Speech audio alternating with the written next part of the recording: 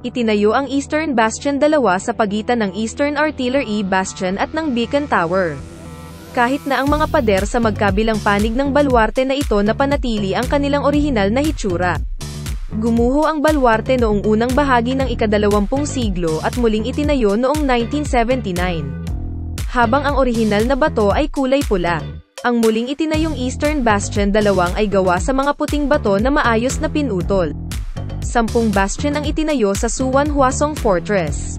Ang Eastern Bastion dalawang ay espasyo kung saan maaaring gawin ang pag-atake at pagtatanggol. Ito ay isang gusali na ginagarantiyahan ang kaligtasan ng Suwan Hwasong Fortress. At tiyak na maraming sundalo ang nagpoprotekta sa Suwan Hwasong Fortress. Ang natatanging katangian ng Suwan Hwasong Fortress ay upang ihanda ang panahon ng digmaan kahit sa normal na panahon. Ang baluarte, na tinatawag na chi sa Korean, ay isang istruktura na nakaukit palabas mula sa isang fortress wall, na idinisenyo upang atakehin ang papalapit na mga kaaway mula sa gilid. Ang anchi ay tumutukoy sa isang pader na nakalabas sa isang tiyak na distansya.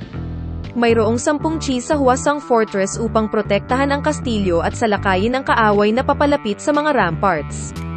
Ang pangalang chi ay nagmula sa Chinese character para sa pheasant. Magaling kasi magtago at sumilip ang mga ibon. Ang orihinal na ibig sabihin ng chi ay isang ibon dahil ito ay mahusay na nagtatago at mahusay na sumilip.